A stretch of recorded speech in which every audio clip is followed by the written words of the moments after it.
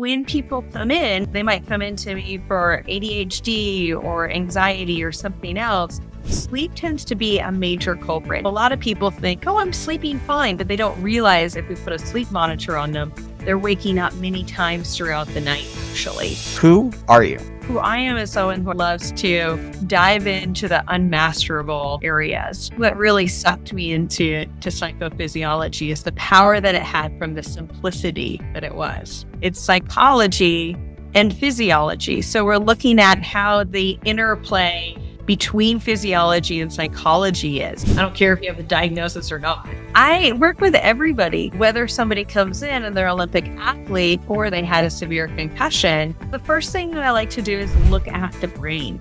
A lot of the people that have to work on their drive are actually also overperformers. If somebody is worried about taking a moment to relax, if they're worried they won't be able to come back up, that already tells me that they're probably not getting enough true good sleep at night, and therefore they're already fatigued throughout the day. Neurofeedback is meditation. I want to be clear about that. Is meditation catered to your brain? I want them to realize that lack of sleep can really have a cascading effect on a lot of different things. If you fix sleep, so many other things, the learning, the repair of the brain start being improved. Where do you see AI and neuroscience and all of this field going? Who are you? Yes. Who am I? So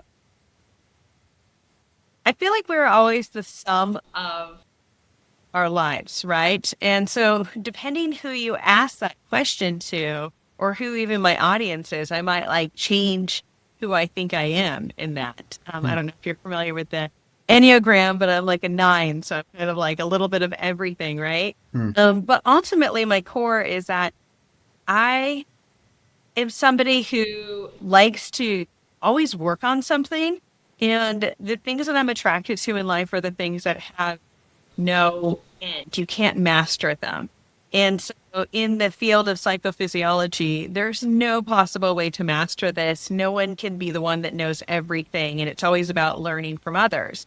In my other world of beekeeping, it's the same thing where it's like, there's no way to master it. You can learn from everybody, every single thing in life. And, with the horseback riding style that I grew up on, or my dad's martial arts background, there's no mastery in it. And so who I am is someone who I think loves to dive into the unmasterable areas, faucets of life.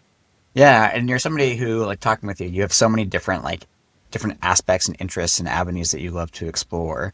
Whether it's beekeeping, or we were just talking a little bit about house design, or some of these other pieces, or this interesting, I forget what you call it, dressage riding, which is a type of horseback riding where you're getting the horse to dance essentially. So you have a lot of, different interests, which I think almost speaks to what you do with your career with is it biophysiology or psychophysiology? Yeah. Right. And so you're, for the audience's sake, what is psychophysiology in a nutshell? Well, so at the school I went to, Saybrook, we had a mascot. I don't know if it actually was official or not, but it was the plaid.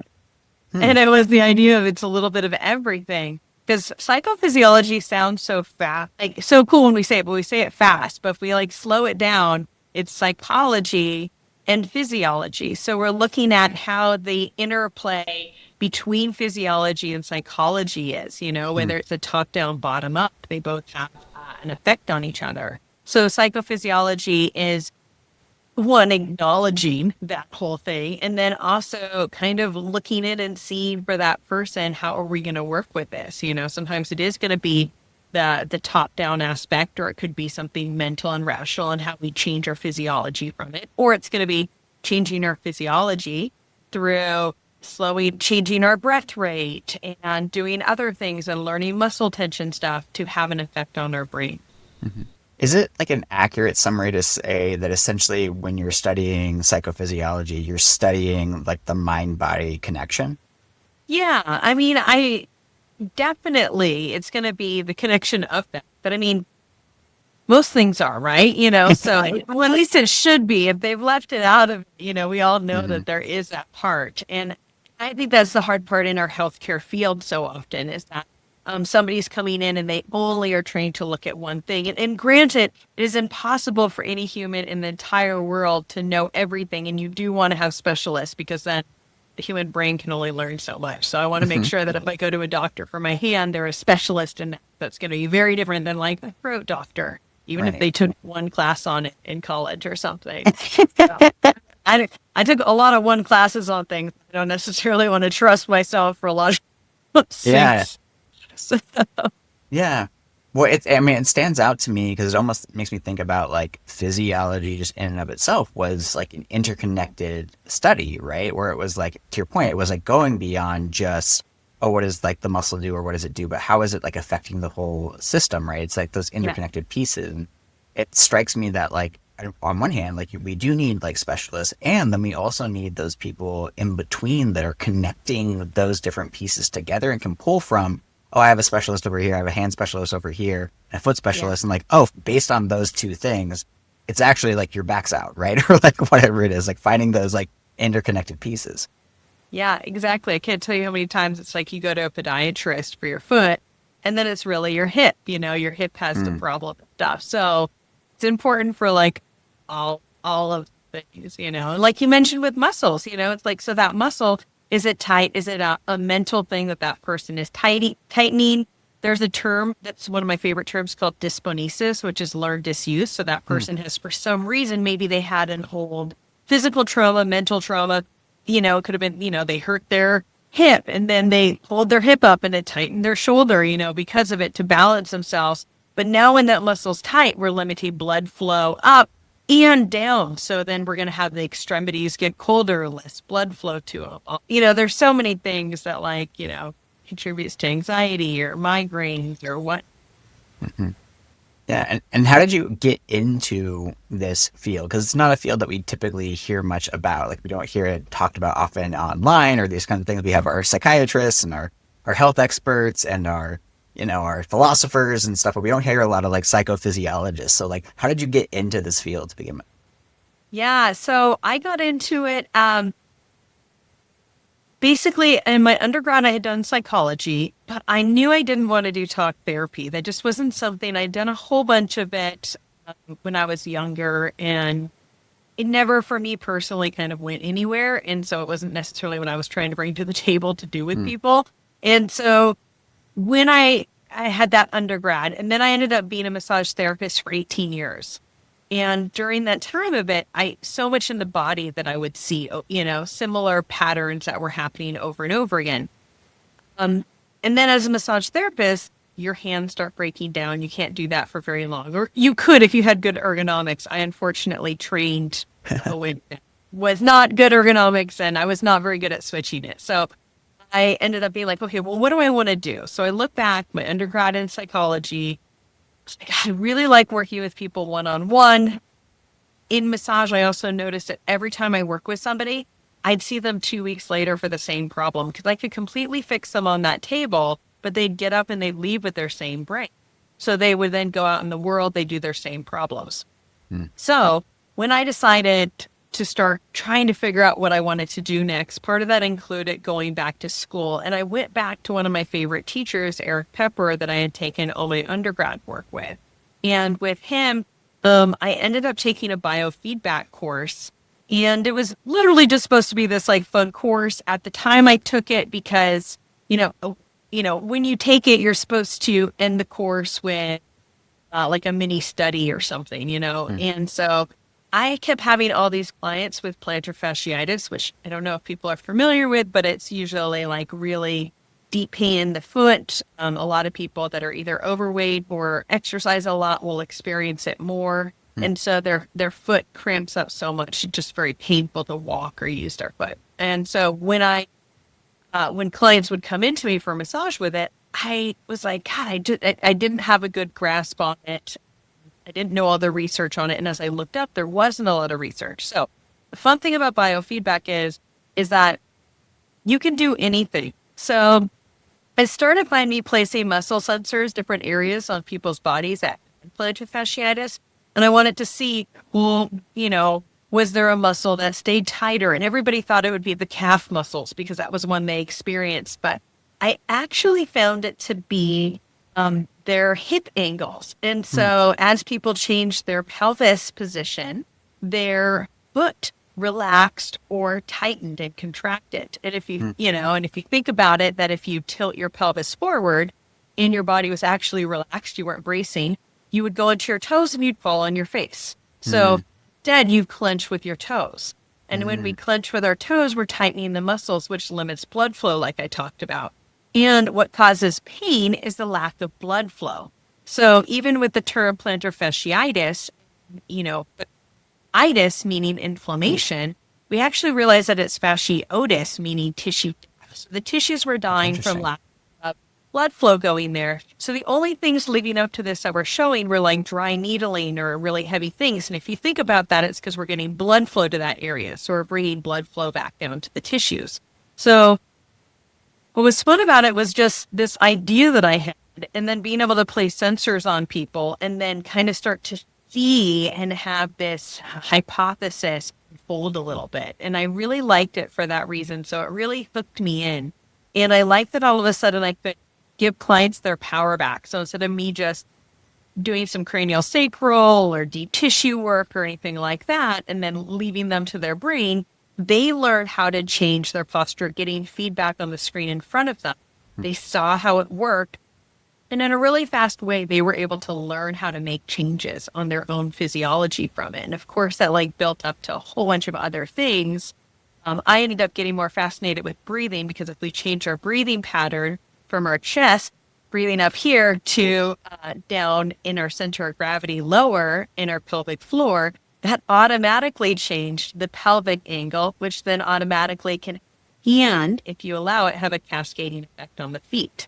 So instead of being like, oh, let's just work on the muscles, it became let's switch this breathing pattern and see what comes of it. So Yeah. that's what really sucked me into psychophysiology is the power that it had from the simplicity that it was. Hmm.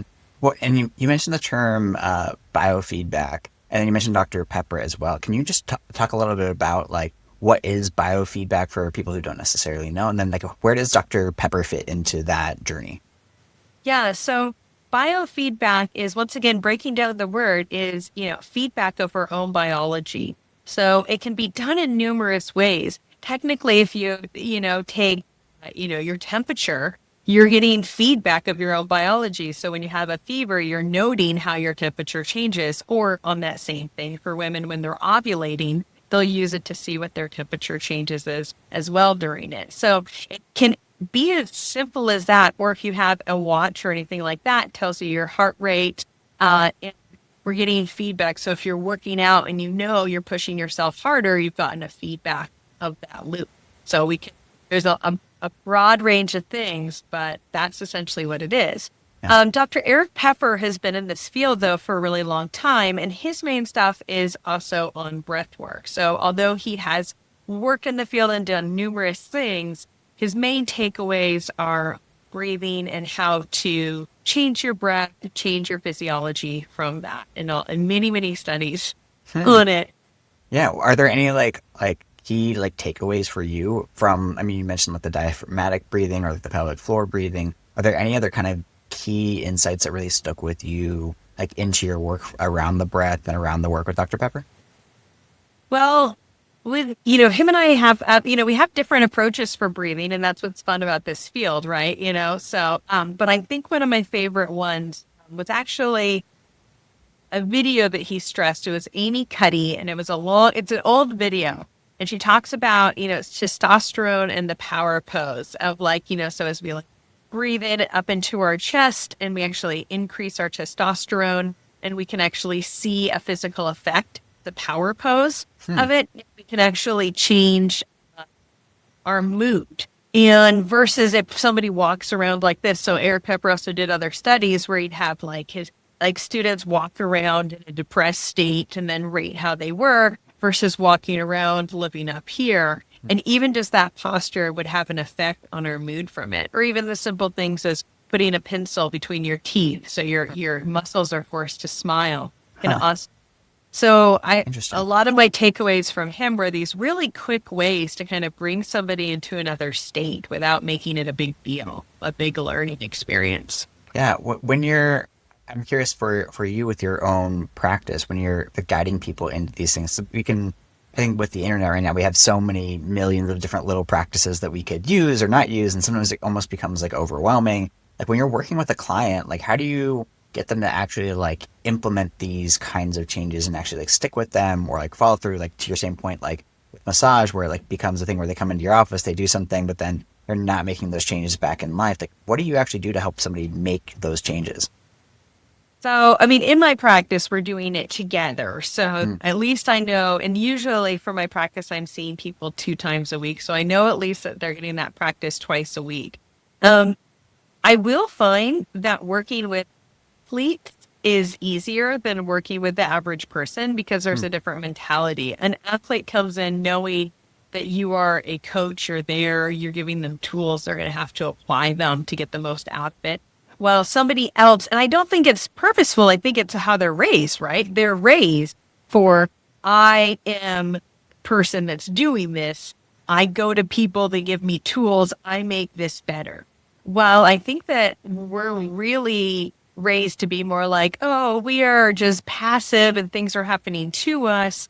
And we're going to go to a doctor and they're going to give us something that makes us feel better. We're going to go to a PT and they'll do this thing to us. So, an athlete has already been like trained to have that switch. mm. So I like to have clients have that same mentality if they can. But I'll usually have people have an app for a breathing app or something. And so we're doing the work in our session. So they're learning how to do it. And, I tell them I'd like them to do it 7 minutes a day. Most people don't. But I find that even if they get in 1, 2 sessions between, they make really huge changes. And the thing also is that there's a buy-in. So especially my clients with anxiety, Mm. as they start to make changes on it, they'll notice that they can sleep better. So a lot of times they'll start doing that to fall asleep. So a lot of my clients I have, I don't have to tell them to do it because they're just doing it. They notice it. That makes sense. When you work, I believe the name of your clinic is around high performance, right? What is is your focus around, I guess, mostly athletes and that kind of people, or do you work with like the general population as well? I work with everybody because for me, it is about peak performance for everybody. Mm, So, whether somebody comes in and they're an Olympic athlete or they came in because they had a severe concussion, we're probably going to be doing similar approaches. We're still going to start by looking at their brain usually, or we can do stress tests and see where in their body it is. But a lot of athletes come in because they have OCD traits, they have anxiety, but that's what got them there. Those mm, intense drives. But those drives, they work really well for sports, but not necessarily in personal. And they might work well in sports in the beginning of your sports experience, but they're going to hurt you later. So we have to have mm. a flexibility of it. You have to learn how to bring yourself back to baseline. Yeah, well, I was gonna ask, and maybe that like ties into that, but like I was gonna say essentially ask like what is peak performance, but is it essentially around that like adaptability aspect, that ability to Yeah. fluctuate between those different things? Yes. So even as we breathe, so as we breathe in, we're going to excite our sympathetic, that fight or flight. And as we exhale, we're going to kick in that parasympathetic, that rest and digest. So in the practice, what I'm teaching, I tend to do a very short inhale, a very long exhale. In normal life, we are living more than enough in fight or flight, so I don't need it to be even. And I want to have people learn how to completely empty their lungs, completely get rid of all the air. So we spend a little bit longer in the exhale than, Mm, a 1-to-1 ratio. But it is about having that flexibility. So, such as we talked about with an athlete, they need to be ready to jump up and do something and be able to have their body come back down. And so, if they've been practicing these exercises, these simple breath exercises, their nervous system already has that flexibility. And we think about it, heart rate variability is not actually about your heart beats. It's about the between each beat. So every time your heart beats, we're looking at the variability between them. And one of the things that has been found is that the closer to death you are, the more exact it is. So it becomes like your heart is beating exactly the same. So right before a person dies. So we want to have it flexibility where we have somewhere there's the short, longer, and there's that stuff. And so we want to make it that, because if you always had it really tight, a really fast heart rate, then that means that when you go to bed, your heart's racing. How do we slow it down? How do we bring that down? Your body's always ready to go. It's going to fatigue it out. We also always have a really slow heart, it's always like really spaced out. How are we going to jump that person out? So we want to have that flexibility that that person can jump out of bed, can go to bed, Mm-hmm. and they're not stuck in one or the other. And breathing tends to be the easiest way to do that. And my favorite way of showing that is in the eyeballs. And I say that because it's a little easier. And so I know that I'm not teaching the full breath part, but what I want people to notice is, especially if you do a longer exhale, I want you to notice that as you breathe in, that your eyes get a little drier and brighter. Things get a little crisper and the colors are a little brighter as well. And as we exhale, we're going to feel some moisture come back into our eyes. The world gets a little softer, a little squishier, not as like fine point. And then we're going to cycle through this. So our whole body is going to make these subtle changes between inhale and exhale if we allow it. And we're not living in the inhale, exhale all up here the whole time, because if you're all in your chest, the exhale is not going to actually be that relaxing for your system. Yeah, no, that makes a ton of sense. I'm curious because I think one of the things that I know I personally can deal with a lot is like feeling like I want to be on all the time. I want to be like up or stimulated or going and like having that like positive, like upfront energy. Like one of the things I know I can personally deal with is just going into like like part of me feels like I want to relax, but then I like, well, if I start relaxing, then I'm gonna like, to your point, like you just start to wind down for sleep, or like I won't be able to be like get myself up again, or like how do you like coach people through something like that where it's like there's that drive or desire to kind of be on all the time, but like maybe needing to learn to relax more or learning to like self-regulate in those other ways. Well, I question if somebody is worried about taking a moment to relax, that they're worried they won't be able to come back up. That Mm, already tells me that they're probably not getting enough true good sleep at night. mm, And therefore, they're already fatigued throughout the day. So they're worried about letting their guard down and having. So, um, in neurofeedback, which is also under the umbrella of biofeedback, but is applied specifically to the brain neurons. So you're training just like muscles, but instead on the brain, you're training up or down different brain patterns. So on that one, when we look at the brain, I'm gonna take usually a bet that they're lacking.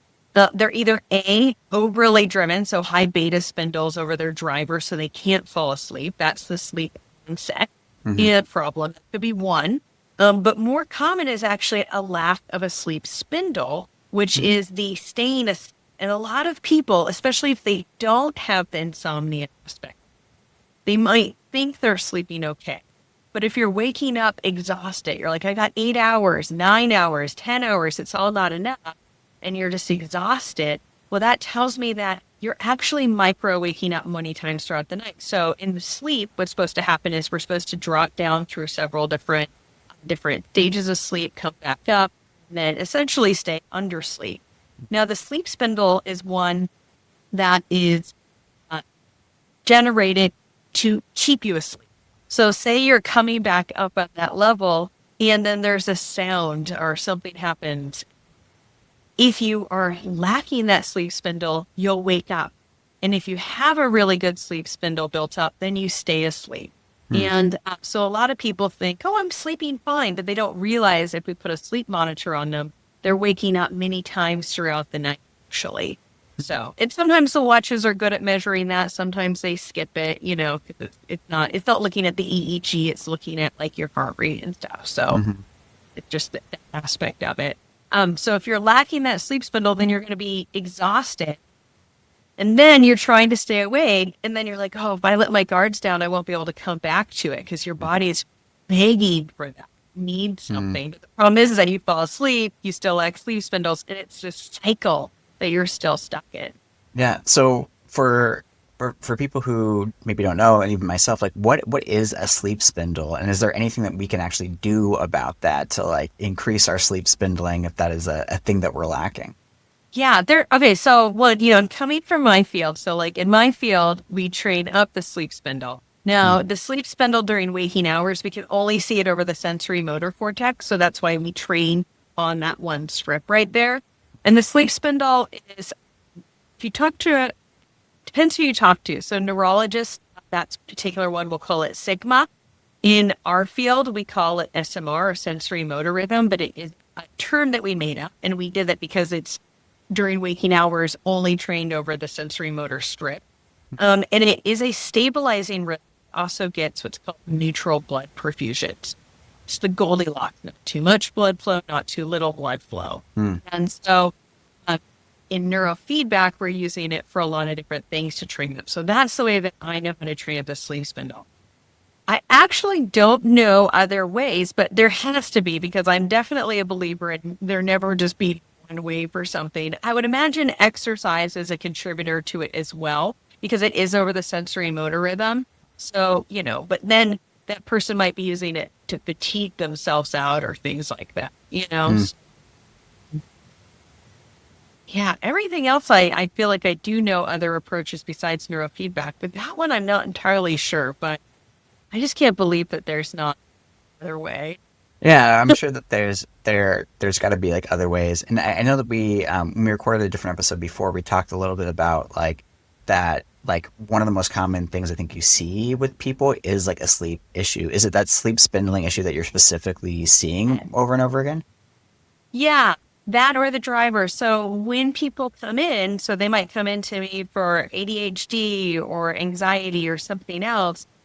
Sleep tends to be a major culprit. Now, it doesn't mean that it's the ultimate one, but the fact of the matter is that if a brain does not peak performance from active sleep, we're going to see a lot of things start to fall away. We're going to start to see, when we think about ADHD, there's 8 different presentations in the brain for it. So there's a lot of different reasons. Somebody could have a deficit of attention, but one of them, and that's most common, is having frontal theta right here.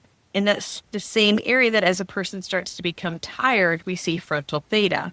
Hmm. And theta is less blood flow to that region. And if we just think about our frontal lobes, that's our executive function.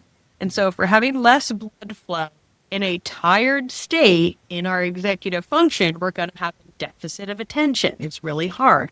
So a lot of people that have and are diagnosed ADHD, you'll see them as fidgeting all the time because the fidgeting wakes them up. So they're using that to physically wake it up. So a lot of times in the brain, people are self-medicating all the time. So that fidgeting is to keep them awake. So when I first start working with a client, especially a kid, I might allow them a little wiggle room for using their like fidgeting skills and stuff. And as they get good at learning how to perk up their brain more, inhibit that theta, their sleep starting to improve, then I'll start being like, okay, not using your hands, but that's after, but Hmm. like I said, that's their coping mechanism. So, but usually Yeah. once sleep's been improved, now they're not having that frontal midline theta because they're waking up, their brain is starting to work. They're not exhausted. So they might not even have to fidget as much. So although they might have come to me for ADHD, that frontal midline theta, Hmm. deficit of attention, start working with their sleep improves. Now their brain's not falling asleep. Hmm. And that doesn't mean that all of a sudden they've learned all these other skills. So sometimes it's still life skills that that person has to learn, especially if they've kind of missed it, in class. They've missed all these other things that other people might have picked up and stuff. So they still will have things to continue to learn as their brain's starting to get good sleep. They're functioning better and they can start taking information better. Yeah. So when somebody comes into you and they want to work with you and they come in, they're like, hey, I have ADHD or I have anxiety and stuff. Like, what does it actually like look like to work with you? I know we talked a little bit about neurofeedback, but if you want to like walk people through, like, what does that actually like look like for people if they wanted to like train something or they want to get better at sleep or they want to get better at ADHD, they want to achieve peak performance or just not have panic attacks or anxiety? Like, what does it actually look like? Yeah. So the first thing that I like to do is look at the brain. And I don't know why no one else does. It dumbfounds me because you know, if you go somewhere, they might look at an MRI, which is going to be structural. So that's going to tell us if you have a brain bleed or if you have a tumor or something like that. Hmm. CT scan also might tell us, if we have any problems with blood flow vessel stuff. So stroke, really good knowledge, but that's its limitation. It's done after that. And so we look at the EEG, which neurologists also do. But neurologists are only looking for the really grandiose epileptic form activity. Somebody's having a seizure. And neurologists might look at a couple other things, but their main things they're looking for is those really big things, of which they're going to be like, let's put you on an anticonvulsant or tractate, something like that. So for us in my field, we're taking that same EEG, but there's so much more of a subtle message that's going on that we like to look at, that is even considered normal within it.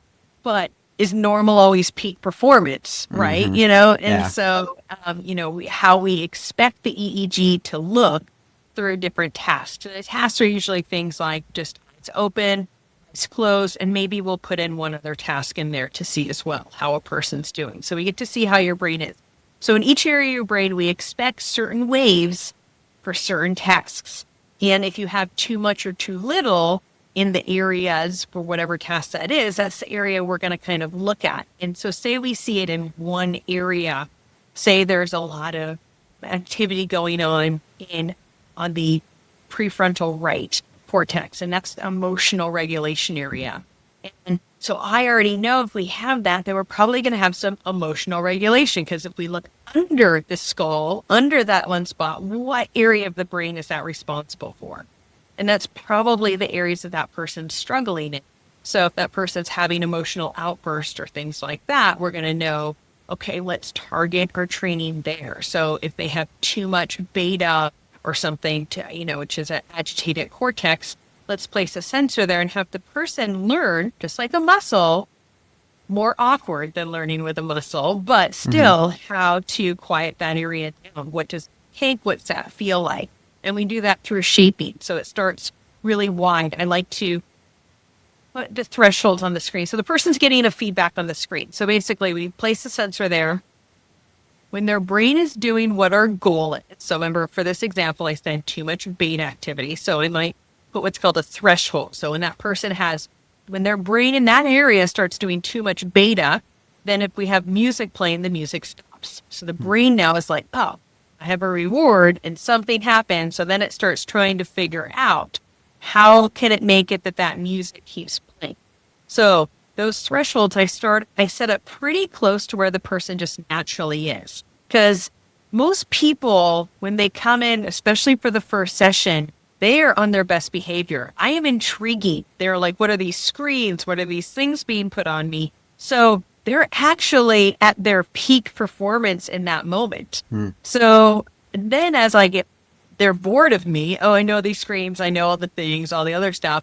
Then we actually see them start to struggle more, especially like ADHD kids. It's the first day of school. So they're so lit on the first day of school. 2 weeks later, we have an entirely different scenario going on. So I want to bring them to where their brain naturally can be, but we're going to work on endurance for them staying there. Then as they get endurance and as they start doing good, we do shaping and we can kind of walk those thresholds down, make it a little bit harder. Because essentially those thresholds are saying how many neurons are firing, because the more neurons that fire at that exact pace in that area, that means your brain is prioritizing it. So if we wanted to deprioritize it, we're asking it to start quiet that area down. Or if we want to use something more of something else, we're asking it to prioritize and fire there more. And so the brain starts to figure it out through that shaping.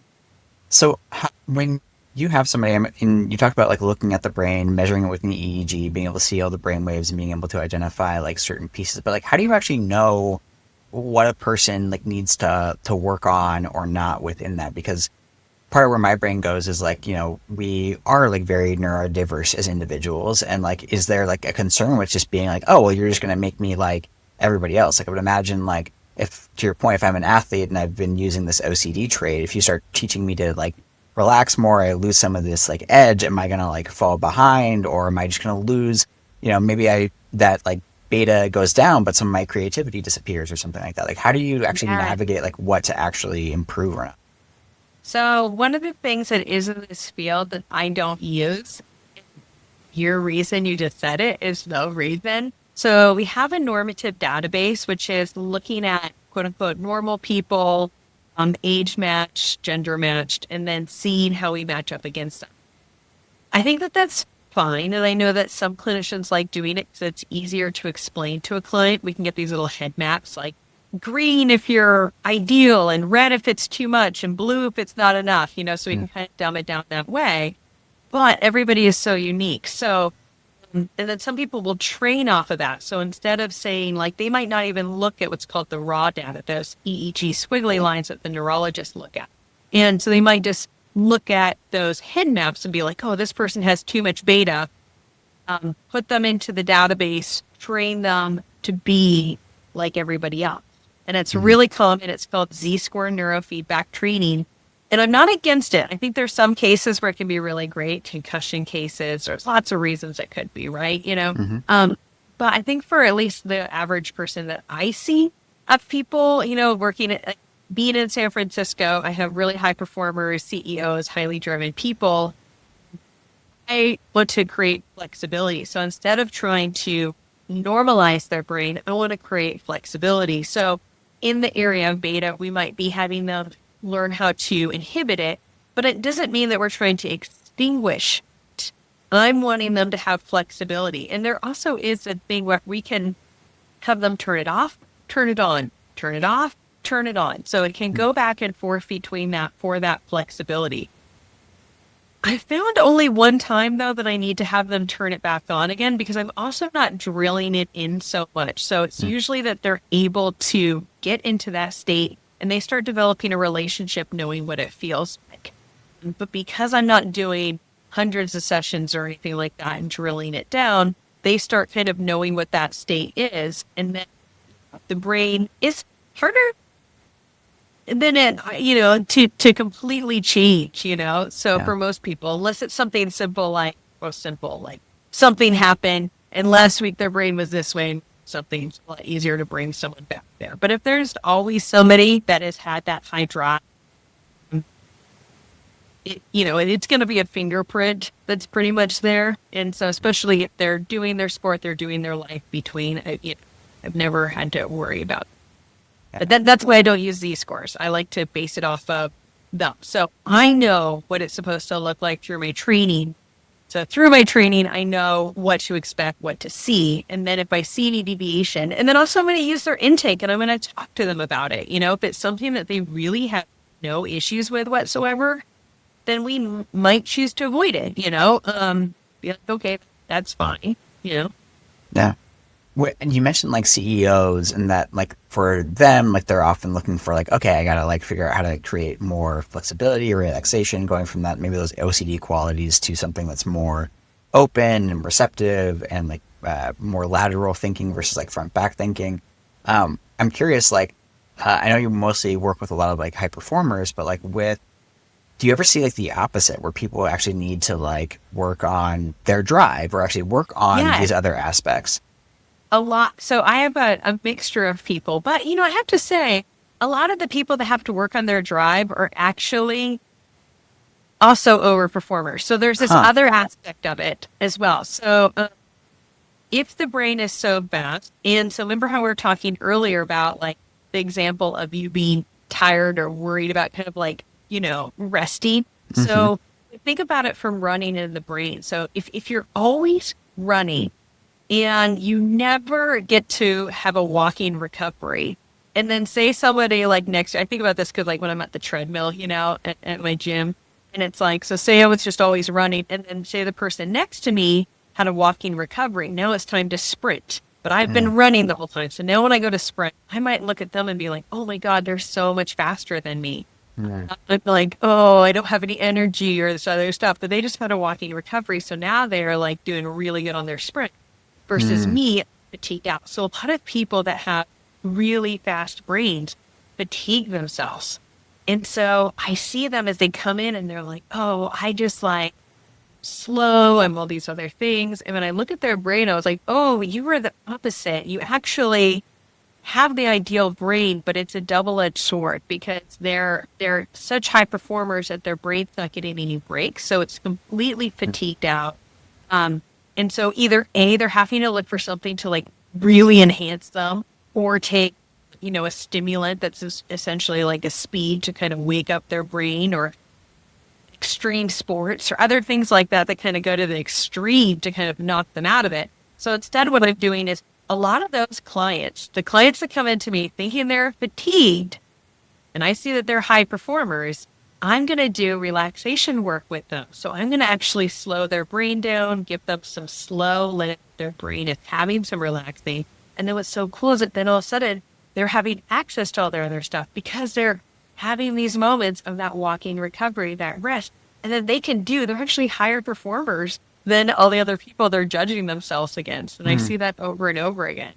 Yeah, I think that analogy that you used was really fascinating. This idea of like the person who's doing the walking into sprinting, right, versus the person who's like running and then trying to sprint and being like, I can't keep up with that person, right? And that makes a ton of sense. I'm curious, like from like a neuroscience standpoint or your whole psychophysiology standpoint, like in general, do you see that people I perform better when they are sort of walking and sprinting versus Yeah. trying to like endurance run? Like, from a brain standpoint, are we kind of built to do more of like a rest and sprint kind of idea? Yeah, you need to. You'll burn Hmm. out eventually. You can do it for a while and you can use the stimulants and other things to like get you to do it. Or like I said, extreme things that like, like put you into Yeah. that mode to do it. But ultimately you need that walking recovery. You need that rest. And Hmm. maybe when you're younger, a teen, early 20s, you're able to do it, but you're just fatiguing your system on so Hmm. many levels, your adrenals and everything. It goes into not just the brain, but the whole body. And then we're having gut problems and then the brain and like just keeps going. And it's this Hmm. cycle. Yeah. So, I mean, we talked about breathing, we've talked about a couple of different things, but if somebody's like, okay, that sounds maybe like me, like I'm going hard or I'm feeling fatigued or something, like what's like something like very simple that they could start to do like on their own that would start to kind of create that like interruptive process or those start to do those walking breaks? Yeah. I mean, that's what meditation is. Hmm. Um, but neurofeedback is meditation. I want to be clear about that Hmm. for my opinion of it. But it is meditation catered to your brain. So one, there's different types of meditation, and each type has a different effect on the brain. Hmm. So one type of meditation might not work for somebody because that do anything. It's not helpful for their brain. If their brain's already in that state, boring, right? So usually Hmm. people are attracted to the type of meditation for the areas that their brain already struggles in. Now, meditation has been shown that it takes 10,000 hours to master. That's a long time. And that's mainly because, so I can tell you my first time meditating, I remember I went to this one class and I sat there and the whole time it was like an open eye meditation with like a mantra you said in your head. And I thought I did so good. I left there and I was like, damn, I am so good at meditating. And I realized that I didn't meditate the full time. I just did the mantra and I judged everybody that moved. Like I was like, they moved bad at it. You know who hasn't moved? This guy. Like, oh my God, I didn't meditate at all. I just judged people and did a mantra in my head at the same time, That's so and funny. so but we're making all these like mistakes while we're doing meditation. And in neurofeedback, we find the exact locations to place the sensors for your specific type of meditation. And then on top of it, every time your brain goes to double think, which is what I was doing when I was doing a mantra and judging people. That's my beta spindle that I have. I was double thinking more than one thought at a time. Hmm. So every time I would double think, then the EEG, it would tell me the music would stop or what video or whatever it was. And I was like, oh my God, come back. One thought, one thought. And if I space off, which is like alpha and stuff like that, I'm spacing up. We get groceries later. And oh yeah, Hmm. I realized I like went off on a tangent for a while. But then the music stops. Like, oh my God, here I am. I'm present. One thought, present. And so that's what neurofeedback is every time, instead of making you for 10,000 hours, go through like all those wasted hours. So neurofeedback has been shown between 25 and 45 hours to master meditation in, which still might sound like a lot, but compared to 10,000, it's Yeah. very different. So because it keeps bringing you back over and over again. So meditation is obviously a free one that people can practice, just knowing that it's going to take a little longer and you might have picked the wrong meditation at first. Hmm. But then the hard part is knowing, how do you know if it's the right one or not? That's a hard one.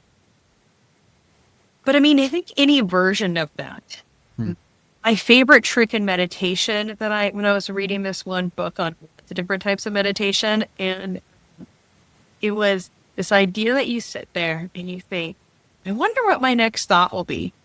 And that was the most zen moment I've ever had of my life, because instead of trying to focus all these other things, it was this passive noticing and waiting for my brain to give me something, right? And I was like the most still my brain's ever been. And so that's my favorite like trick for meditation. Instead of trying to do something, to noticing, allowing, and being kind of present with it. Yeah. Wait, you mentioned that like different people have different types of meditation that really work for them based off of their brain. Can you share like what are some of the maybe common things that people struggle with where you see kind of like overlaps with like, okay, this kind of meditation tends to work well for this person?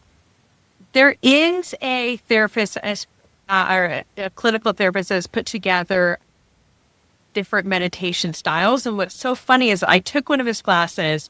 I remember this slide so specifically. I reached out to him and he's always been like, I don't know what you're talking about. I was like, oh my God, I remember it. So, and it's so funny. So I've been trying to like pull that from him. So I don't actually, so I saw in the class, saw different data, different types. I feel like he had like 3 or 4 different types based off of it, and the neurofeedback types that kind of work with it. So I was looking at it from the EEG perspective, what types of meditation. So unfortunately, I don't have anything to offer because I couldn't get a good No answer. worries. But turns out I wasn't paying attention enough. I thought I took photos. I guess I didn't.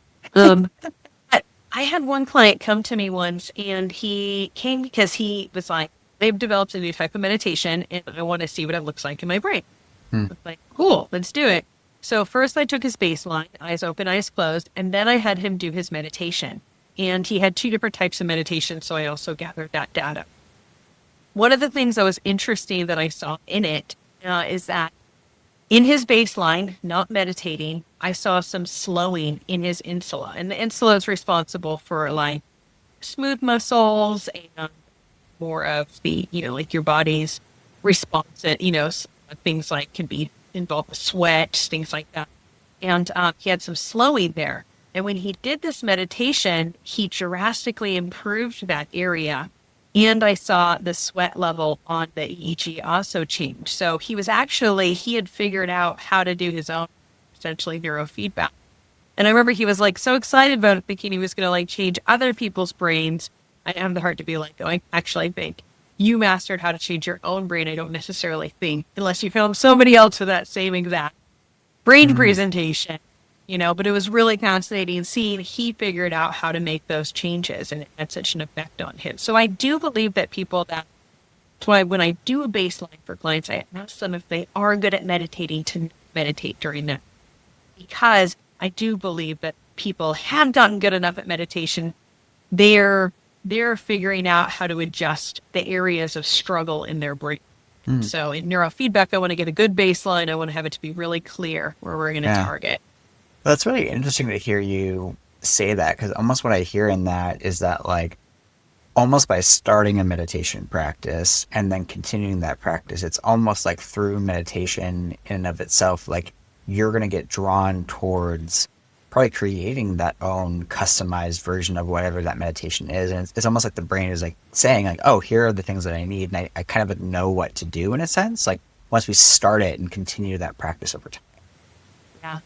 I think the brain's really smart on things. So like I talked about with fidgeting, Mm-hmm. but also I can also even ask in my intake, what are things that people like? So like if people like alcoholics, for example, now this not all alcoholics. So for myself, I'm 23 years sober and I don't have this presentation of the OCD ones. Well, to anything. Yeah. And, but it probably hence why I have so many different passions in life. Yeah.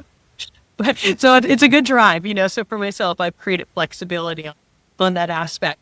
So I can relax, but I can also do those drives. But with uh, so with alcoholism, a lot of people have what's called a low voltage fast EEG. That's just normal. It's called, as a neurologist would say, it's a normal variant. It's a normal EEG, and a certain percentage of the population has it. Now, it does tend to coincide with certain genetic factors and is linked to those with alcoholism in their family or with them with alcoholism. In that profile, the person is lacking any alpha, especially slow alpha, which can be a calm, that walking recovery, right? And so when you drink alcohol, it automatically gives you slow alpha. So the people are self-medicating with it. They are like, my brain is lacking this. I can't relax. I drink this. It doesn't. So people are always self-medicating. They will always know they're already doing more than, like they'll know more about themselves than you will. And I know that sounds like, of course, but like, I think sometimes like we think, oh, I will know this, but like, no, it's like, take what they're already doing. They've already figured out coping mechanisms, and that's going to already tell me a lot about their brain when I go in. So that's one of the things that's kind of fascinating. People are smart. Their brains are smart. They'll get what they need. Now, it might not be good for longevity. And so that's where I come in as a psychophysiologist. How do we create it that you have the longevity, the peak performance of your body?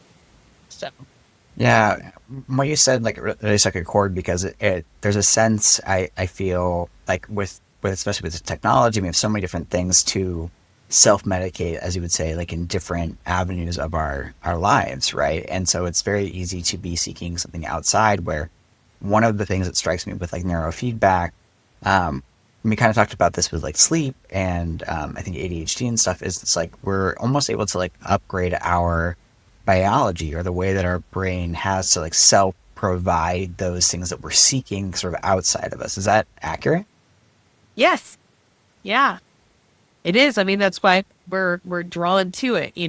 So, and those things can be fine, but then they don't always help us in life. So that same peak performer with anxiety and, other OCD traits makes the money, gets some places, but it might not be their family life, and it will start to break them down later. So it's like, they're like, God, when I was able to do this, I'm just getting more and more tired, which means they have less of their to give to themselves, their family, their health, other things like that. So Yeah. we want to leave that great peak performance, but then also with peak performance is flexibility of relaxation. Yeah. So I'm curious for you because you've obviously studied the brain, you can see something, and it was pretty common at various points to be like, okay, that person's like just an alcoholic. That's just like who they are, and da, da, da. And then you look at the brain and we go, oh well, like they're actually like seeking this other thing outside of themselves. And I'm curious, like just from your perspective, as somebody who's worked so closely with clients in the brain, like where do you kind of sit on like the spectrum of like free will versus like determinism versus like our own life? Like, are we just like a collection of the neurons that are going on in our brain, or is there anything else that's going on there, you think? I mean, it's both. It's always nature and nurture in my mind. So I always have thought about it as both of those ways. So we have the genetic factors, but how where do we feed those neuronal growths for it is going to be a really big play in it. So it's going to be the nature aspect of it. So that same person that has that alcoholic profile I was just talking about can do training to increase alpha. Now, are they going to like have some crazy amounts of alpha later? No, but and that's the same thing. So in Alcoholics Anonymous, meditation is a really big part of it. That's because the meditation can increase that alpha, the specific type that they're talking about. So in neurofeedback, we can train that up as well. So that person learns how to have that relaxation. But like I said, it's never like, they're not like you open it one day, you're like, oh my gosh, so much alpha. Right. And sometimes I find people in their normal state, they might be living how it is, but they're capable of switching over into that when they need, oh, let me come back into this a little bit more. Yeah. I'm curious from your perspective, where do you see neurofeedback being the most effective for people? Like, are there certain areas in life or certain aspects that like you see like do a really great job versus parts that like it's maybe not the best suited for?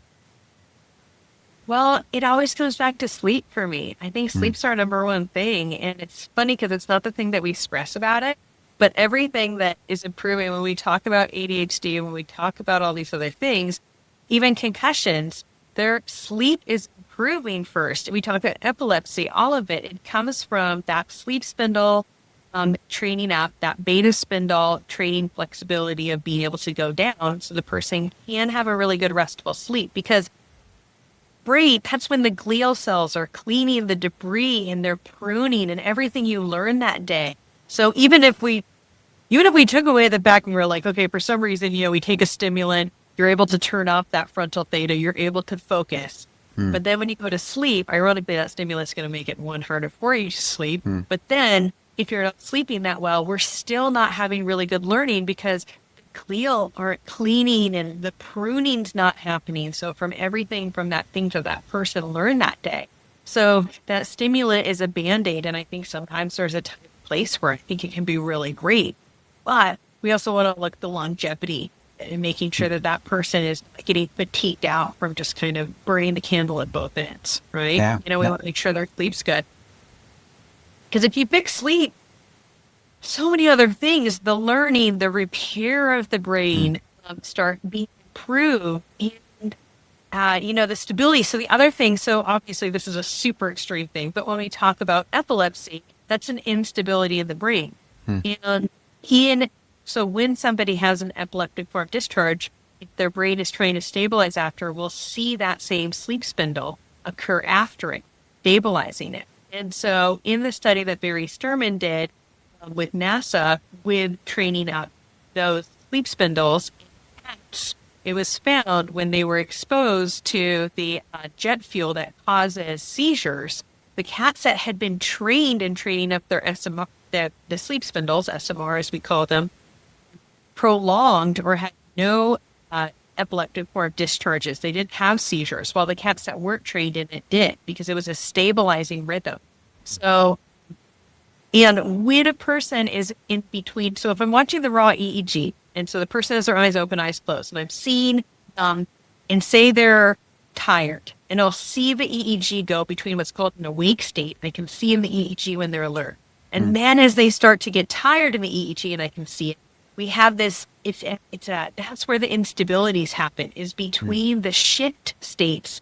And they'll happen many times. It's not just like, oh, I go from I'm tired, I'm going to bed, here I am shifting. It's Right, like right, a right. person being awake. And I've seen many times in like 10 minutes this shift state happening. And that's when these instabilities will see what's called paroxysms in the brain. So it's not full epilepsy, but we see these little bursts of electrical activity. And in those exact bursts, the brain is not functioning entirely right. Mm, So therefore, you are not focusing there's no way you could focus through that. And so we see this burst, and then maybe that wakes the person up, and then they come back online and they're good again. But we have more of these paroxysms, or we call them transients, because they're just here for a burst. It has a sudden start, sudden stop, big burst of background activity.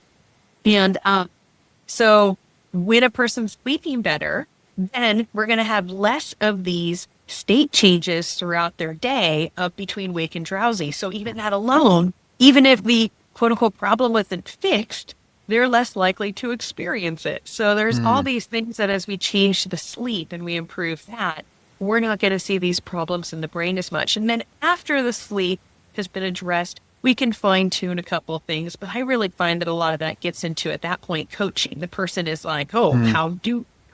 how do I do these things? Especially if they have ADHD. I think ADHD coaches and stuff are really good for giving them tools as their brain's getting back online and they're learning like new coping skills and stuff like that maybe they missed from their peers. Yeah, so it's almost like when for somebody with ADHD, it's like if it's this like sleep issue functionally, it's like their brain when they were supposed to be learning these more practical skills that maybe other people picked up because they didn't have the capacity to focus at that time or they were struggling with sleep or whatever it is. Like later on by learning maybe through CBT or coaching, it's like they can actually start to actually apply these learned skills later on in life, now their brain has the capacity for those things. 100%. And of course, like I said, there's 8 different presentations of ADHD in the EEG. So like different ones, but I think a lot of them have to do with sleep. Hmm. So, because even if concussion, but even then we can link the concussion back, like I was talking about, to sleep. Hmm. Epilepsy, another one, like how are you going to focus? You're having a seizure, Sure. but even that one is also then improved as sleep is improved because we're not having those paroxysms and stuff like that. So, I think the main ones, maybe there's a couple of them that might not be as directly related to sleep, but even then, as we kind of go for that training that SMO or that sleep spindle up, that sleep spindle also, remember, it is the optimal blood flow. So if we have an area of the brain that has too much blood flow from beta or something, and we have an area of the brain that has too little blood flow from alpha and theta, we're doing that Goldilocks right in the middle. And we're asking that brain to just gently activate and start working so it can have a deficit of attention. Yeah. Area.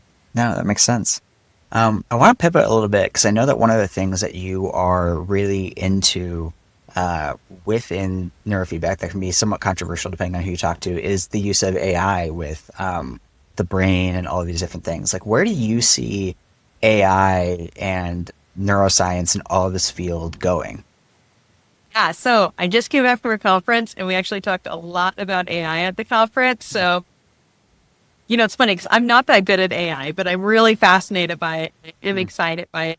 And seeing even the changes in the past couple of weeks of what's happened in AI has been so fun. So I am excited. I think there really needs to be guardrails. And so that's the hardest part is that if you just go on the internet, so I have clients, I'll be like, oh, look, it's up, it says this. And I'm like, I've never even heard, where did this even come from, Yeah. And it doesn't make any sense. And so the problem is that like, the internet with AI is like definitely the Wild West. And so Hmm. that's a major issue. So it's like, how do we pull that in? And I think the way that we pull it in is through having our own AI for things and creating our own systems for it. I don't think it's something, maybe one day it will be that like you could just do it.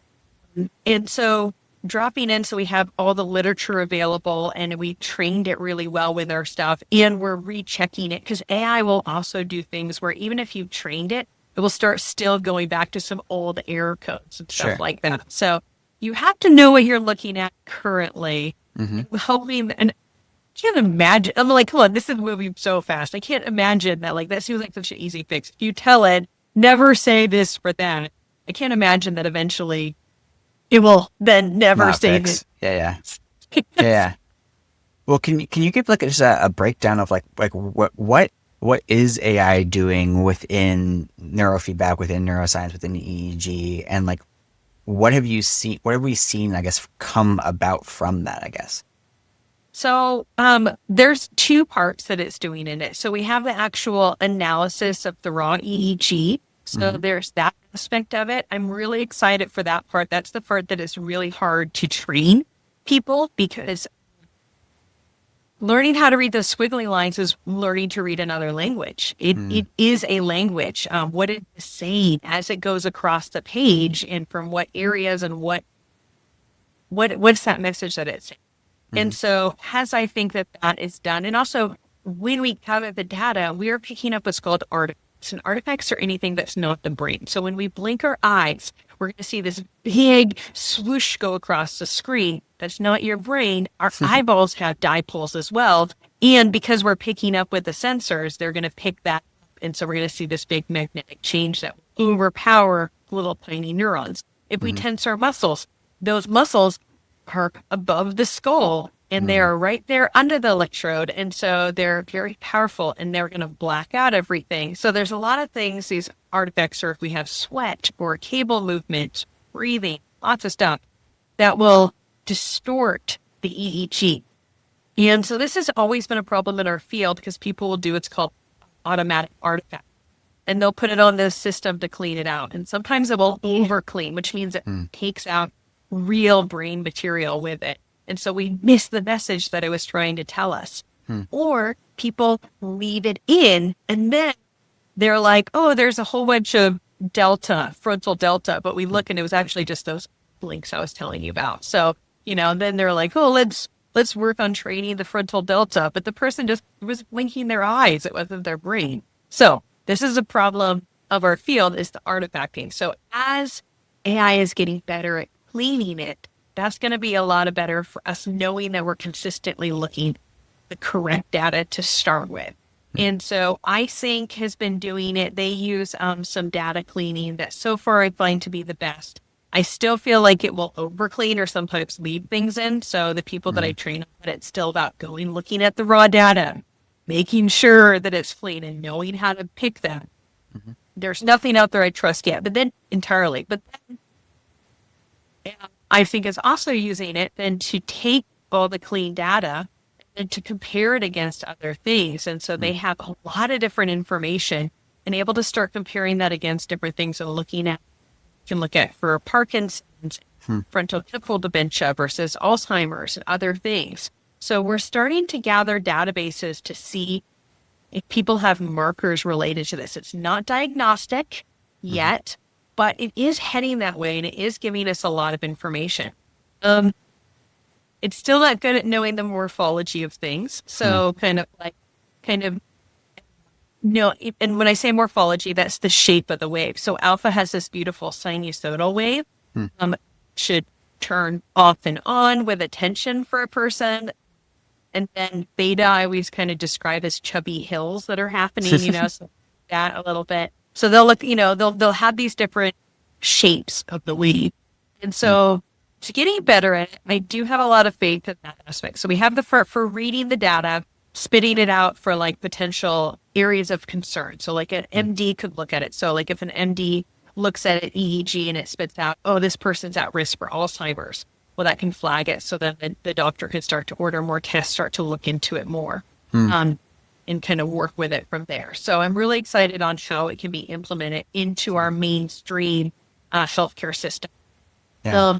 Then we also have for the writing. So when we go to like write a report, so that's also be part of all the studies that have been done, how to come up with protocols, how do we pick what to do based off of what, what's called a level of efficacy. So like how certain are we, that like using this neurofeedback for this problem, how ethical are we being, saying let's do neurofeedback for it? Has there been a lot of studies on that particular issue in neurofeedback?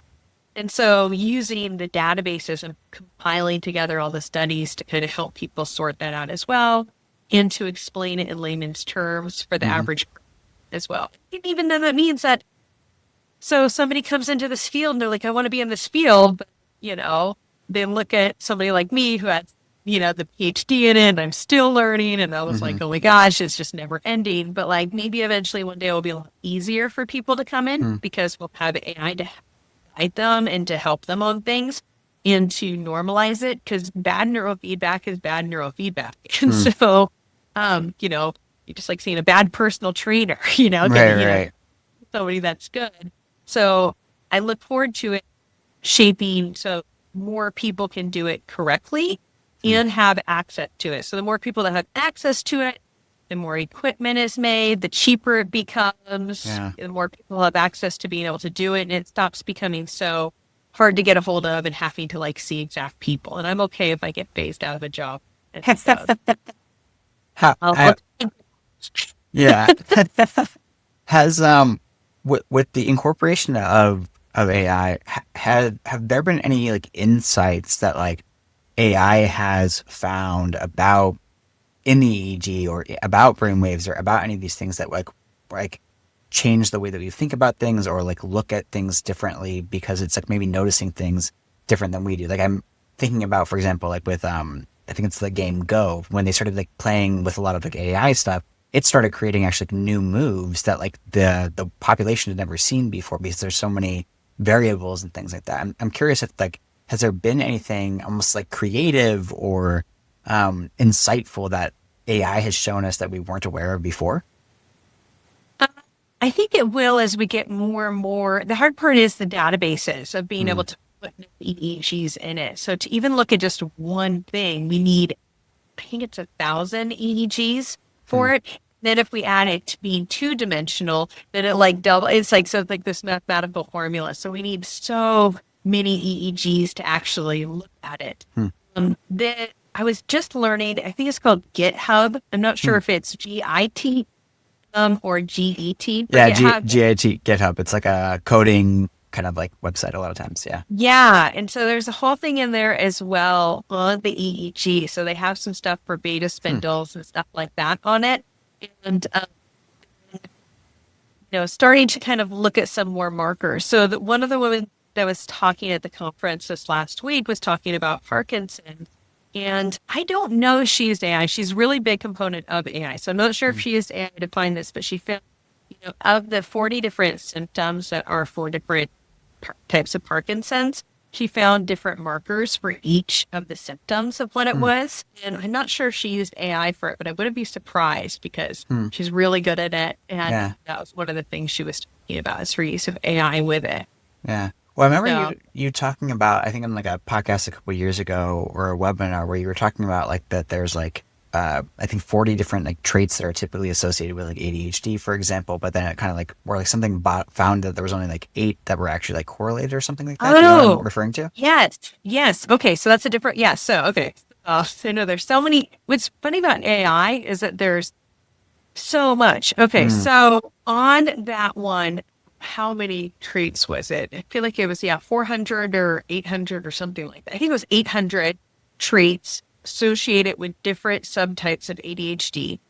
And when they ran it through AI to see which ones actually differed from the normative population, I think, oh gosh, I don't remember the exact number now, but I do think it ended up being, it was somewhere around 40. So that actually ended up standing out. And so then what's interesting is for that one, it's based off of event-related potential data, which is zooming in even more from the EEG. So it's like looking at how the brain responds to stimuli and how fast its reaction is. So when the brain notices something to when it lets go, so it's not the brainwave electrical response to it in different regions. So based off of that data, all of those points, so then for ADHD, I'll put that into my database for anybody, and so it's not saying you have ADHD or anything, but it's seeing, does this person that I'm looking at have any matches of those with any of the subtypes of ADHD? And if so, how much of a percentage of it? So it's kind of fascinating. Then it takes those subgroups and then it can match people with it. So sometimes I'll even have people, like I had one person who was diagnosed ADHD, and then when they did their questionnaire form, their questionnaire didn't show ADHD, their regular intake and stuff. But then in that form, it showed like 100% match with like a certain. So you're like, so this is why it's sometimes interesting to get like different data for things, because you kind of like pull the whole picture together. But it made sense to me why, it's kind of interesting, because I think some people, they're like, oh, well, some doctors say I have ADHD, some they don't. But you start realizing there's so many parts of it. It's not black and white, it's once again a deficit of attention. See what could it be? What part? And maybe that doctor's looking at one part and somebody else is looking at another, So, Yeah. but even then, I'm not coming up with trying to diagnose them. It's once again, I care about what their brain is, and then that's what we're going to work on. I'm not like, oh, well, now that I know you have ADHD, we're going to change your protocol. It's like, no, this is what your brain looks like. I don't care if you have a diagnosis or not, Yeah. So. Yeah, for sure.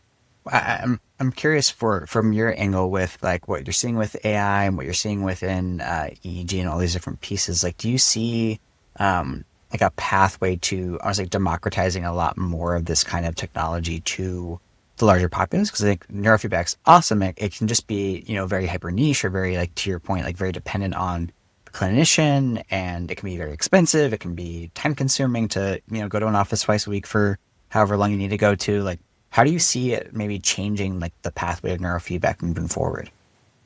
It's definitely going to be. I mean, whether it's like, I think having their helmets in when you go to see a doctor and, like, when you're waiting in the waiting room, they can do a QEEG on you and then Hmm. like, to like kind of rule out a couple of things and you have a baseline as well. Or it could be the fact that because it's more accessible, maybe we get better at dry electrodes one day. Hmm. Really big. Or something else that's a little bit less intense than scrubbing the site and making sure Hmm. the right paste is on there. We have good impedance, which means we have a good connection. Hmm. So I think as those things, and there are some things happening. I've seen a couple caps that are getting closer and closer. I don't feel like I'm not sold on them yet, but they're getting Hmm. closer. Some of my mentees have them and they work well enough, and I think they're only going to get better. So then that means somebody at home can actually start having it. And then with the use of AI, if we're getting good, clean, correct data and it's cleaning it correctly, so we're actually looking at the real brain, we're not looking at garbage, Hmm. then we can then using AI, we can create things to come up with protocols, actually. So it's getting closer and closer there. So Yeah. I think I originally said 10 years, but it could be sooner. I mean, I think the slowest part we're having is like the equipment aspect for making sure Hmm. that it's like gonna get good stuff. I think, so maybe a medium is like maybe somebody comes to me and I collect their EEG data. Hmm. I make sure it's clean.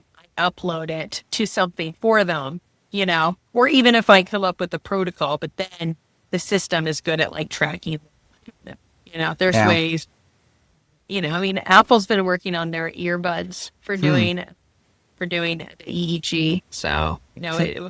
they'll only pick up the temporal lobes, but it will. So, Hmm.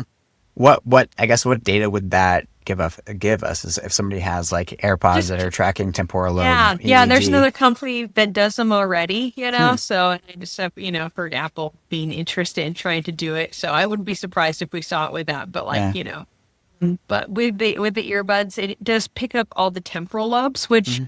isn't everything by any means, Hmm. but that is the area of memory. And there is a lot of neurofeedback that people will kind of do around those areas anyways. Now, once again, the problem always comes back to what's your brain. Hmm. So if your brain has no problems in the temporal lobe areas, well, then we don't have anything to work with right there. Hmm.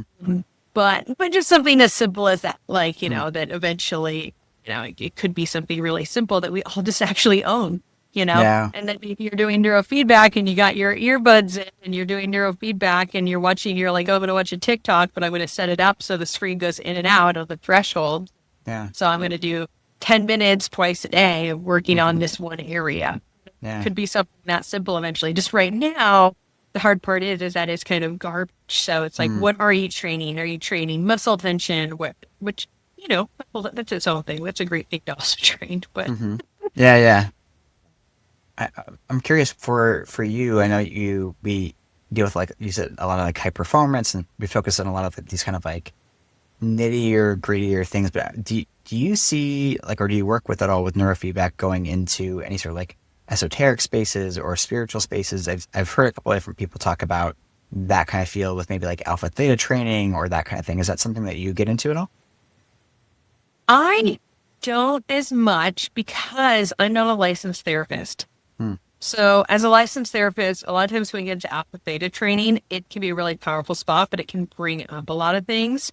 And so, therefore, if all of a sudden all your childhood trauma just like comes up right Hmm. then, I'm not licensed to work with you on that. And I'm Sure. not going to just be like, good luck in the world, buddy. Yeah. So, I'll tend to do what's called alpha training Hmm. instead. So I don't drop into the theta. So a lot of my clients that, like we talked about earlier, that have that fast alpha, Hmm. fast to no alpha, we might do eyes closed and they learn how to train up their alpha. Now, for those particular clients, they do tend to go into a really creative spot. It's not a trauma spot that we're going into. It's a creativity because, Hmm. like one client I had, she would have so many ideas all the time, but her brain was going so fast she couldn't even pause her thought. So when she did this, she was like, oh my God, she was such a creative person. So she could sit there and like see all of her thoughts all the way through. And then after a session, she'd sit in the waiting room for like half hour and write down all of her ideas that she had because she was an inventor. And so it was, really beautiful for that. So I'll kind of do that. Now, I do stimulation technology as well. And in my stimulation technology, once again, with a lot of my fast brain clients, I'll give them a protocol called theta healing. It's a slower protocol. And some other clients will even go slower, going to the parasympathetic, really slow frequencies. And for them, it's really bringing their whole body down. Do vagal nerve stimulation as well, or other things to kind of really calm their system down.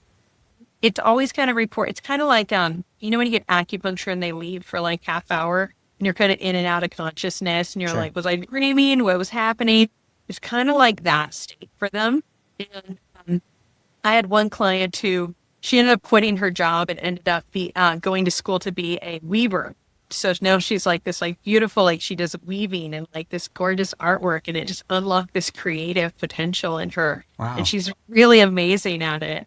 And so by slowing that brain down and getting them into the creative spot. So like the answer is kind of yes and no. Like I do it, but I don't do it going towards the trauma aspect of it because that's not in my license. That makes sense. Yeah. So like So helping the nervous system to really like quiet or calm down and like access these other parts of themselves, but not getting into the deep psychology of the mind. And I think a lot of things when we get into like, when you're talking about like the spiritual journey is going to go a little bit slower. So we're bordering on the edge of where it could be. So when I'm doing it in stimulation, it's always been a very safe line for me for it. But, people accessing the theta through neurofeedback can be like, a really vulnerable spot. And so, and I think we can get into spirituality through going through that, but Yeah. because of that pathway, the part that I personally do. But I do train people in it. I know how to do it. It's not what I'm Yeah. going to like take people in, do a Yeah. whip rack. And actively do. Yeah. No, that makes sense. There was something that you said that I was just thinking about that I wanted to like dig into a little bit more. What was I think it was around actually like happiness, and like you've talked about before, like you really pursue a lot of your own passions and like your own joys in life. And I've heard you even talk on, I think, a different episode where you were talking about how like even just recommending for people who are feeling depressed or out of it to like go do the things that make them happy. So like get nice bed sheets if that's something that makes you happy, or like just doing little things. I'm curious about like how do you see happiness, pursuing the things that you bring you joy in life, actually come back and like help the brain, or like how do you see that like dance like inner working? Well, so just like I talked about, even with, the Amy Cuddy stuff with the posture, it's going to have such a big effect in how we feel. And so if we talk about motivation, but we're in a powerless state that depression's left over, even if we're in a good mood, your good mood's going to kind of go away pretty fast. And it's pretty hard to motivate to be like, oh, let me get these things done. And then we're going to have anxiety. Oh, I need to do that thing. And it can kind of spiral from that. But if we're in this state that we're actually feeling of power and we're excited about things, and it's not about being happy all the time. Definitely like we need a roller coaster in life. Sadness is part of life, But in general, we need to have that why. I was talking with a client, and for motivation, it's really important always to have your why. Like, why are you doing something? And whatever that's for, right? And so, and it doesn't even, it can be a goal. So like when clients come in, we want to have like a goal of something. So her goal originally after a major concussion was to be able to go to a Warriors game with her daughter. And so, how to get there. So what was nice is that she knew when the date was coming up and as she's working on it. So like as she's working on it, and like for concussion, it's really rough. Like it's an uphill battle, sucks. Well, so, but having that goal at the end. And so she was able to make it there. She did a lot of precautions of how she did it, wearing her like glasses and her earplugs and all the other things, but she was able to like get it there. You have to have that goal. Then her next one was like to be able to do something she liked, whether that's Yeah. sing or dance or something. You have to have like your goal of something that brings you joy. Hmm.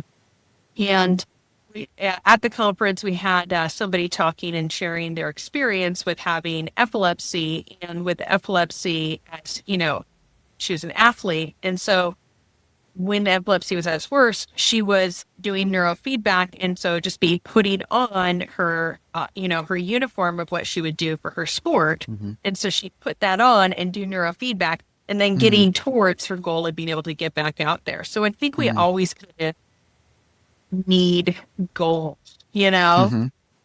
Because it's not necessarily just about happiness. It's like, a goal towards something. So like even like the thing for like fresh, like, good sheets and something.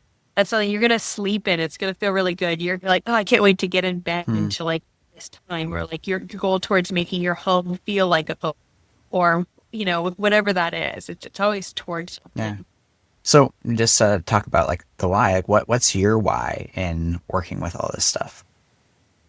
I, well, I think my why is really to phase out what I do in the sense Mm. of, so like when we talk about AI, I want it to be really accessible to people. I hate that this is so elitist. I hate that it's a very unregulated field as well. So like you Mm. might find someone and then they're like, they don't know anything. And they're like, oh, let me just grab your data and now do Z-scores. Now they're just training your eye blinks, and Mm-hmm. there's, you just paid a lot of money for that. Um, so I do look further at the consistency of that and making it that other people could have access to this, that this could be in schools and what. Mm. I think just kind of changing the idea, our healthcare, even if it's in little things, it doesn't have to be from me. It Mm. can be from somebody else. It could be somebody I work with, and something they do in the world. And I was able Mm. to be a part of that goal. A lot of Mm. my clients, like I said, are very cool, like these people that have done so much. And like I have one client who's like putting together this whole thing for like list of for concussions for all the different people that she's seen and what's helped her and supplements and like what to do and like how, it's just like, how cool is that? Like I've been able to be a part of this person's journey she's going to make this like huge change and I know it. Mm. And so I think that's been my why, is like, what can I do to make this world a little bit better Mm. for everybody, Yeah. and that doesn't mean me doing it. I think it's actually going to be me helping other people that Mm. facilitate it and do it. Yeah, yeah. Being the person who helps the other people make it better, essentially. Yeah. But then Yeah. as it gets better and better, then I'm less needed. And that's okay because people are having access to it easier and Yeah. easier. So they're all having their own peak performance. Yeah. No, I love that. Dr. Taylor, this has been an awesome episode, and it's great getting to talk with you. Like one final question I Yeah. always ask my guests is just like, what's a question that you might have for the audience that would have them consider something in a different way or think about things from a different perspective?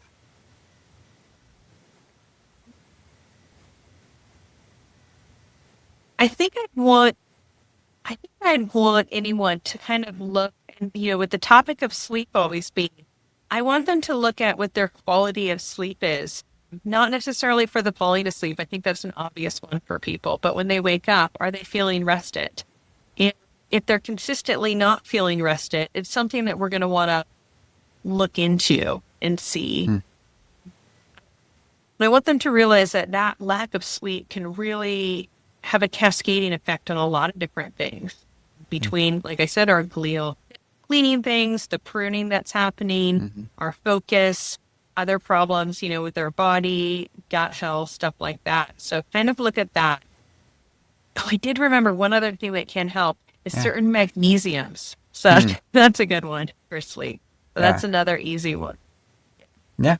Perfect. Well, Dr. Taylor, this is awesome. Anywhere you want to send people to before we sign off for anything?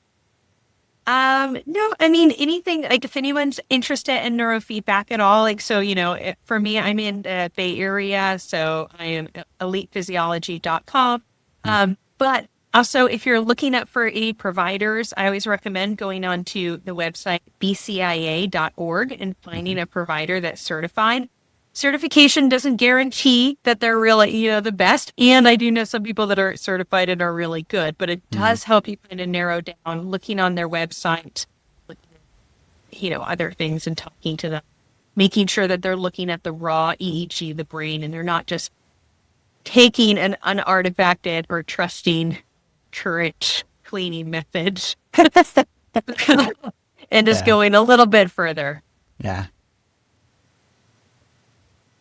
Yeah, thanks, sir. Thank you much.